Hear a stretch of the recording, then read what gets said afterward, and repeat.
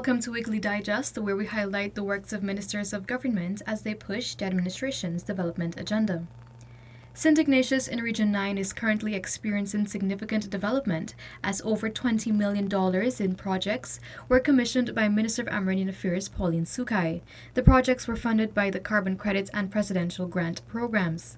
They have $5 million for the extension of the St. Ignatius hot meal, primary hot meal building. They also equipped it with freezer, fridge, kitchen cupboards, microwave. There's a $40 million farine processing unit that will be done in the area, so it will support the processing of the cassava. A plethora of opportunities are being created for women and youths to ensure everyone is involved in the country's development.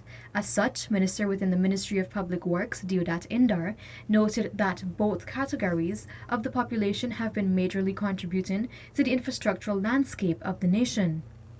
Out of the large projects that we award, 14% of women got those. Large projects. That's employed. From the local projects, between 14 million and 100 million, we have awarded 22% of those contracts to women. From the small contracts, from 1 million to like 14 million, which is the ministerial tender board, we have awarded 34% of those to women. Residents of Nabaklis West Side Line Dam were assured that infrastructural works in their community will be executed without hindrance. We will deal with the other part outside of this here, your mistake and what happened at a later stage. But you cannot dig up back materials that you put down on the road. No. Yes, sir. Understood. That can cause confusion in the village. Definitely. Then somebody can mischievously interpret that to say the government send the contractor for dig up the stone. As if we don't want to give you a road. The matter is simple, and I think we should consider this matter solved. Wherever crusher run is on the road, stays on the road. The contractor could only pave because the asphalt is the most expensive part of the contract. The contractor could only pave up to the distance that is on his contract. The Restorative Justice Initiative is gaining momentum as another batch of persons receive training under the program. For the next 2 weeks, 23 participants will be trained to effectively engage victims, offenders, and community leaders for a more holistic approach to addressing crime. Restorative justice is one of the many concepts which we have incorporated into our justice system that demonstrates the government's commitment and the judiciary's commitment to ensure that our justice system continues to be dynamic and continues to incorporate the innovations, the new evolving concepts, and the new developmental trends taking place in other parts of the world. Guyana's justice sector is being revamped for targeted approaches to addressing crime. As part of this drive, steps are being taken to implement alternative means of dispute resolution to ensure that the sector remains relevant to the changing times. I have already laid in the National Assembly a new and modern arbitration act bill, which will become an act shortly, and that will change in a transformative way the arbitral and arbitration architecture of our country. Guyana is making significant investments in skills training programs as there is need for more skilled labor.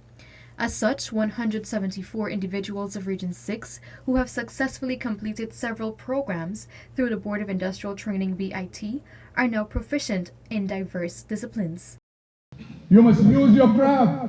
You must use your training to develop yourself in all respects, more so financially. Important to that is we allow for this. The Board of Industrial Training allow for people who graduated in one program to do another program if they so desire. Because I believe fundamentally a one skill and a one talent person will not survive the world that is before you. You have to have more than one skill and one talent. You have to be prepared. In the event one door closed, you can walk into another door. With an increasing number of women participating in free training programs, more female entrepreneurs are emerging. Minister of Human Services and Social Security Dr. Vindhya Prasad attributed this trend to the significant investments made by government to empower and upskill women. Investing in women has been a priority of this ministry. It's part of our wider government's mandate. We are creating these initiatives, seeing women, moving towards them and utilizing them to become entrepreneurs or to become voices for other women. I think it's a wonderful, wonderful place to be in right now because the world is wide open. The universe is the limit. Guyana is boosting its ability to manage the oil and gas industry through training for the Ministry of Natural Resources, the Guyana Geology and Mines Commission, and other key players. The aim is to ensure that we can build local capacity. That is the aim. Similarly to how we have been building local capacity in the private sector so that the businesses, the local businesses and the local private sector and Guyanese can benefit directly from the oil and gas sector. Similarly, we are trying to build capacity within to ensure that we can manage the sector and manage it in a manner that there will be full transparency, accountability. The Guyana School of Agriculture received a first-of-its-kind greenhouse which houses hydroponics and aquaculture facilities. The greenhouse will help to impart knowledge of climate-resilient agriculture production as a sustainable safeguard for food security. When we talk about precision agriculture, this is the way to go. Start it so that we can implement it. We have seen a number of this project across the country already. Over the last 3 years, we have built over 450 shade houses across the country. We have seen a number of projects which we have implemented that encompass young people and women. The Ministry of Education launched its primary education textbook series, Mathematics Made Easy, and Guyanese in the World. If we're going to give every child textbooks, if we're going to build schools for every child to sit in, if we're going to make sure every child has breakfast at certain levels, if we're going to make sure we invest in training and retraining our teachers, we have to start seeing better results. Minister of Housing and Water, Colin Crowell, led a team to the construction site of a new complex, which will give persons more access to the ministry's services. Located at Houston along the Mandela to Eccles Highway, the complex will accommodate 2 buildings. The first will house the Secretariat for the Ministry and the Central Housing and Planning Authority, while the other will house the headquarters for the Guyana Water Incorporated. Every day, as we speak, the mandate of the ministry keeps increasing. Our staff keeps increasing, so we have an issue of accommodation, so we're trying to push the contractor to be able to complete in time. On this here, there's a contract, an ongoing contract that has been awarded to the tune of $570 million. And it's intended to be 5 floors as part of this construction. So they're about the 2nd floor. A lot of persons have been asking, they haven't been seeing activities. And that is because the contractor is awaiting some additional materials that has now arrived and is to be cleared. And then they will recommence work.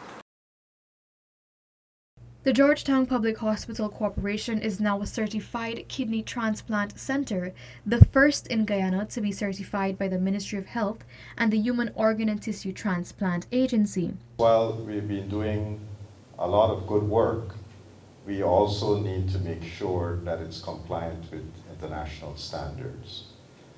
What we have done here and that extensive process that Dr. Samaru just went through is verifying that we are meeting all the international benchmarks that exist in other parts of the world. So we are happy to have engaged in this process. This has brought us to the end of this edition of Weekly Digest. For these and other government-related stories, do log on to our website at dpi.gov.ui and our social media platforms as well. Goodbye.